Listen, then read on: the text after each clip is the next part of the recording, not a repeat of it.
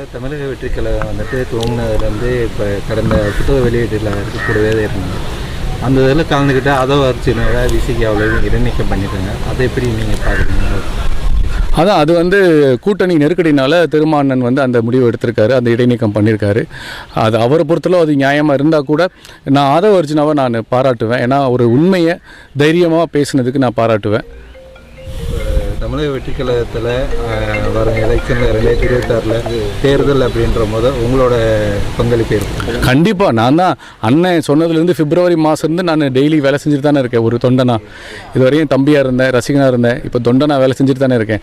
எல்லோரும் வேலை செய்யணும். ஏன்னா மாற்றம் வேணும்னு நினைக்கிற ஏகப்பட்ட இளைஞர்கள், ஏகப்பட்ட மக்கள் வந்து மாற்றம் வேணும்னு நினைக்கிறவங்க, ஓட்டு போடாமல் இருந்தவங்களாம் இந்த தேர்தலில் கண்டிப்பாக வாக்களிக்க போகிறாங்க. அந்த நம்பிக்கை இருக்குது. அதில் நானும் ஒருத்தன். கொசல்மடி தொகுதியில் நிற்கிறது. ஐயோ சாமி ஆள விடுங்க, அதெல்லாம் இந்த மாதிரி கிடையாது. நான் வந்து எங்கள் அண்ணன் விஜய் தமிழக வெற்றி கழக தலைவரை முதல்வராக்குவதற்காக கடுமையாக உழைக்கலான் இருக்கேன். அதுக்கு பின்னாடி வரதெல்லாம் இந்த சாமி மணி அடிக்குது, அவங்க பார்த்துப்போங்க. எங்கள் தலைவத்தை என்னை பார்த்து. இங்கே உசிலம்பட்டி தொகுதி என்னோடய சொந்த ஊர்.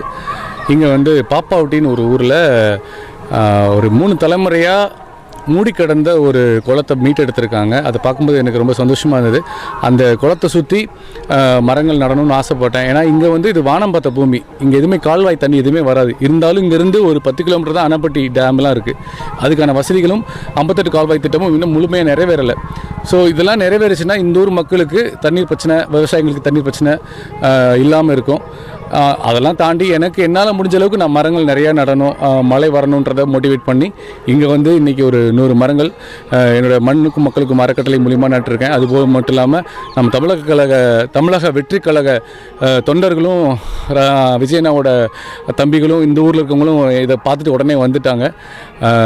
ரொம்ப சந்தோஷமாக இன்றைக்கி நட்டு முடித்தோம். அதுவும் இல்லாமல் முக்கியமான ஒருத்தருடைய பிறந்தநாள், புரட்சி கவிஞர் பாரதியார், அச்சமில்லை அச்சமில்லை அச்சம் என்பதில்லையே, ஜாதிகள் இல்லையடி பாப்பா குழல் தாழ்ச்சி உயர்ச்சி சொல்லல் பாவம்னு சொல்லி கொடுத்த ஒரு மிகப்பெரிய ஒரு கவிஞர், புரட்சி கவிஞர். அவருடைய பிறந்தநாளுக்கும் இந்த விஷயமாக நம்ம பண்ணிடலான்னு சொல்லிட்டு இன்றைக்கி அழகாக பண்ணோம். நானே, அம்மா எல்லாருமே பண்ணியிருக்கோம்.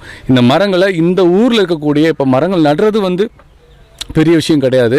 ஆனால் அதை மெயின்டைன் பண்ணி வளர்க்குறது ரொம்ப பெரிய சேலஞ்சிங்கான விஷயம். இருந்தாலும் நாங்கள் எவ்வளோ மெயின்டைன் பண்ணுறதுக்காக ட்ரை பண்ணிகிட்ருக்கோம். இந்த ஊர் மக்கள் தம்பி முத்துராமனை வந்து நாங்கள் அதை நியமிச்சிருக்கோம். அவரும் கண்டிப்பாக பண்ணுறேன்னு இருக்காரு. சந்தோஷம். ரொம்ப நன்றி.